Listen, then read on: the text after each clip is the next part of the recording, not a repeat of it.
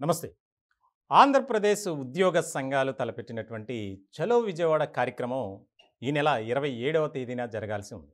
కానీ దాన్ని వాయిదా వేసుకుంటున్నట్లు ఒక కీలకమైనటువంటి ప్రకటన చేసింది ఉద్యోగ సంఘాల జేఏసీ.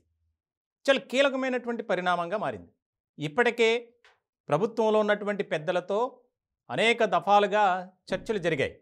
ముఖ్యంగా పీఆర్సీ విషయంలో, అలాగే దీర్ఘకాలికంగా పెండింగ్లో ఉన్నటువంటి డిఏల విడుదల కోసం, అట్లాగే మహిళా ఉద్యోగుల సంక్షేమం కోసం. ఇట్లాంటి సందర్భంలో ఈ నెల 14వ తేదీ నుంచి దశల వారీగా ఆందోళన కార్యక్రమాలు నిర్వహించారు రాష్ట్ర వ్యాప్తంగా. దీనికి సంబంధించి ఎక్కడా కూడా ఆఫీసుల్లో కార్యకలాపాలకు ఇబ్బంది కలగకుండా దానికి తగినట్లుగానే ప్లాన్ చేసుకున్నారు. భోజన విరామ సమయంలో నల్ల బ్యాడ్జీలు ధరించి నిరసన చేశారు. ఇట్లాంటి తరుణంలో 27వ తేదీన ప్రభుత్వానికి మేమేంటో చూపిస్తాం, తగిన బుద్ధి చెబుతామని ఒక ప్రకటన చేశారు. దీనికి సంబంధించి ప్రభుత్వ పెద్దలతో చర్చలు జరిగాయి. ముఖ్యంగా మంత్రి బొత్స సత్యనారాయణ, అలాగే ప్రత్యేక సలహాదారు సజ్జల రామకృష్ణారెడ్డి, వీరంతా ఉద్యోగ సంఘాల ప్రతినిధులతో భేటీ నిర్వహించారు, చర్చలు జరిగాయి. దీనికి సంబంధించి ఇప్పుడు తాజాగా జరిగిన పరిణామం, ఈ 27వ తేదీన జరగాల్సినటువంటి ఏదైతే చలో విజయవాడ కార్యక్రమం ఉందో దానిని తాత్కాలికంగా నిలిపివేస్తున్నట్లు ఒక ప్రకటన చేసింది ఉద్యోగ సంఘం జేఏసీ. ఇప్పుడు దీనిపై ఒక రకమైనటువంటి చర్చ జరుగుతుంది ఉద్యోగ సంఘం నేతల్లో. ఈ ఉద్యోగ సంఘాల నేతలు ఎవరైతే ఉన్నారో దాదాపు ఎక్కువ మంది ప్రభుత్వంతో ఒక రకమైనటువంటి ఒప్పందం పెట్టుకున్నారు. కాబట్టే ఈ రకమైనటువంటి పరిణామాలు చోటు చేసుకుంటున్నాయి అనేది ఆరోపణలు, విమర్శలు ఎక్కువైంది. ఇప్పటికే రాష్ట్ర వ్యాప్తంగా ఉన్నటువంటి అనేక ఉద్యోగ సంఘాలకు సంబంధించినటువంటి ఏవైతే వాట్సాప్ గ్రూపుల్లో కొన్ని మెసేజ్లు వైరల్ అవుతున్నాయి. కేవలం ప్రభుత్వానికి ఎవరైతే ఒత్తాసు పలుకుతూ వ్యవహరిస్తున్నారో ఉద్యోగ సంఘ నేతలు, వారిని మనం అడ్డుకోవాలి, మన ఉద్యమాన్ని ఆపితే మనకు రావాల్సినటువంటి న్యాయబద్ధమైనటువంటి డిమాండ్లు ఏవైతే ఉన్నాయో వాటిని పరిష్కరించదు ఈ ప్రభుత్వం అని ఒక చర్చ జరుగుతుంది గ్రూపుల్లో. దానికి సంబంధించి మనం స్క్రీన్ మీద చూస్తున్నాం. ఐఆర్, డిఏ, పిఆర్సి, సిపిఎస్ ఈ అంశాల గురించి చాలా ఆసక్తికరమైనటువంటి చర్చ జరుగుతుంది. ఐఆర్ అంటే వాస్తవానికి ఇంటర్మ్ రిలీఫ్, మధ్యంతర భృతి. దానికి సంబంధించి ఐఆర్ అంటే ఇప్పుడే రాదు అనేది ఒకటి.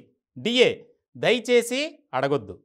పిఆర్సి ప్రతిరోజు చర్చలే. అలాగే సిపిఎస్ సచ్చిన పెన్షన్ సాధ్యం కాదు. ఈ రకమైనటువంటి మెసేజ్లతో ఇప్పుడున్నటువంటి ఉద్యోగ సంఘ నేతలు ఎవరైతే ఉన్నారో వారి వ్యవహార శైలిపై అనేక రకాలుగా ఆరోపణలు, విమర్శలు గుప్పిస్తున్నారు. వాస్తవానికి ఇప్పటివరకు చాలా సందర్భాల్లో ప్రభుత్వంతో చర్చల్లో కూర్చున్నారు. కానీ ఎక్కడా కూడా ఒక రకమైనటువంటి సానుకూలమైనటువంటి స్పందన రాలేదు. కానీ ఇప్పుడు ఉద్యోగ సంఘ నేతలు ఏం చెబుతున్నారు? మాకు లిఖితపూర్వకంగా రాసిచ్చారు. ముఖ్యంగా పిఆర్సీ అమలు విషయంలో, కొత్త పిఆర్సీ గురించి, ముఖ్యంగా 12వ పిఆర్సీ ఆంధ్రప్రదేశ్ రాష్ట్ర ఉద్యోగులకు సంబంధించి, అలాగే మహిళా ఉద్యోగులకు సంబంధించినటువంటి సంక్షేమం, భద్రత, డిఏలు పెండింగ్లో ఉన్నటువంటి డిఏల విడుదలకు సంబంధించి, అలాగే ఐఆర్, పిఆర్సి ఈ అంశాలన్నిటికీ సంబంధించి కీలకమైనటువంటి వ్యాఖ్యలు చేశారు. మాకు ప్రభుత్వం నుంచి నమ్మకం కుదిరేలా లిఖితపూర్వకంగా రాసిచ్చారు. కాబట్టి మేము విరమిస్తున్నాం. కానీ ఉద్యోగులు, అలాగే ఉద్యోగ సంఘ నేతలపై ఉన్నటువంటి కేసుల ఉపసంహరణలో ప్రభుత్వం ఏ రకమైనటువంటి హామీ ఇవ్వలేదు. కాబట్టి మా ఉద్యమం కొనసాగుతుంది. 27వ తారీఖున జిల్లా కేంద్రాల్లో ధర్నా చేస్తాం అని చెప్తున్నారు. కానీ మరి మిగిలినవి పిఆర్సీ కానీ, డిఏ కానీ, సిపిఎస్ అమలు విషయం, ఈ అన్ని విషయాల్లో ఎందుకు వెనక్కి తగ్గుతుంది ఉద్యోగ సంఘాల జేఏసీ అనేది ఇప్పుడు ఇక్కడ కీలకంగా మారినటువంటి అంశం. ఇప్పటికే ప్రభుత్వంతో మాట్లాడుకుని వారు స్వలాభాల కోసం, స్వప్రయోజనాల కోసం ఉద్యోగుల భవిష్యత్తును గాల్లోకి వదిలేసినటువంటి ఉద్యోగ సంఘ నేతలని మనం అడ్డుకోవాలి. వారు చేస్తున్నటువంటి ఈ చీప్ ట్రిక్స్ ఏవైతే ఉన్నాయో వాటిని మనం అటకాయించి మన ఆందోళనను తీవ్రతరం చేయాల్సిందే అనేది ఒక రకమైనటువంటి మెసేజ్ రాష్ట్రంలో ఉన్నటువంటి ప్రభుత్వ ఉద్యోగుల వాట్సాప్ గ్రూపుల్లో తిరుగుతున్నాయి. దీనికి సంబంధించి చాలా కీలకమైనటువంటి పరిణామంగా మారింది. ముఖ్యంగా ప్రభుత్వం తరపున రాసిస్తే రేపొద్దున ఏ గవర్నమెంట్ వస్తుందో తెలియదు.